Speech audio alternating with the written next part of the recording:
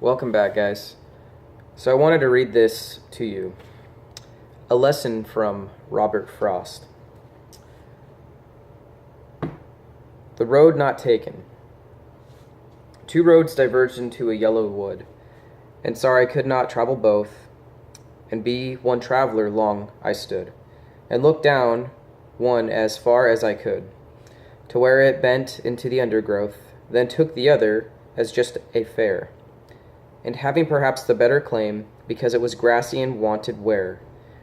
Though as for that the passing there had worn them really about the same, and both that morning equally lay, and leaves no step had trodden black. Oh, I kept the first for another day. Yet knowing how way leads on to way, I doubted if I should ever come back. I shall be telling this with a sigh. Somewhere ages and ages hence, two roads diverged in a wood, and I took the one less traveled by, and that has made all the difference. So that poem's by Robert Frost, The Road Not Taken. Love that guy. Guys, I finished the book, Rich Dad, Poor Dad by Robert Kiyosaki, and I wanted to just share some of my thoughts on what were the biggest things that I learned from this book. The biggest things that I learned from this book was that there's assets and liabilities. And the thing about assets is that those are the things that you want to put your money towards. It's a financial book, if you haven't heard about them yet. Assets are things that you want to put your money towards, whether it's investing, saving, or spending it on another resource that's going to create cash flow. And a liability is something that's taking money from you, whether it's in your budget, your lifestyle. An example would be a car payment. You're in debt. You're paying off debt. Assets and liabilities, they exist in our world. The biggest thing that you can do is fuel your assets and cut down on the liabilities or get rid of them completely. That way your cash flow goes up with your assets and with your current state of your business, your job, your career, something along the lines of that.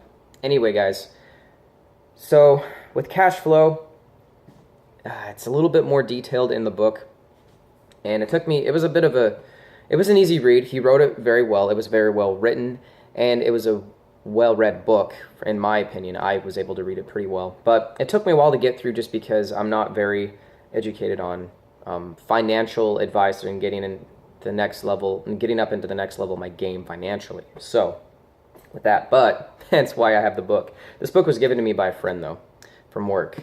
He no longer works with me. He was a coworker, and him and his wife moved away, and he was going to give this to somebody else, but then he had seen me out on the floor, knowing that I'd been working there for about a year that he had been there, and I was just curious about the book that he had mentioned a couple times after we had had coffee or talked one day, and he decided, I was going to give it to somebody else, but I'm going to give this book to you, so it was a good gift. The biggest thing that I'm learning with assets is that in the book he really talks about the pressure, not necessarily the pressure, the need to pay yourself first. The need to pay yourself first. So to put that money towards your asset first before your budget. Obviously, you're going to be putting a certain amount or a chunk within reason towards your asset, and this is what's going to create your cash flow later on.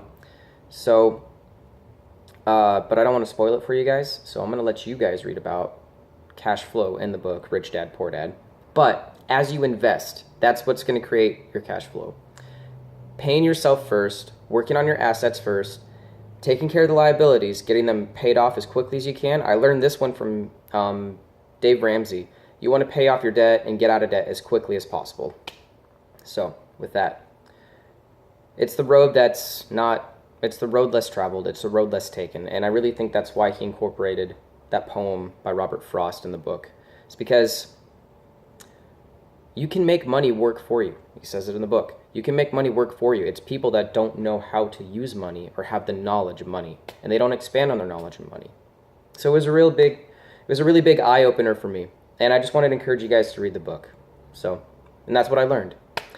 I will forever keep this book in my library and look back to it from time to time if I have any financial questions. Till then, guys, enjoy your day, and I hope that you guys give the book a shot. So, you guys take care. Be blessed.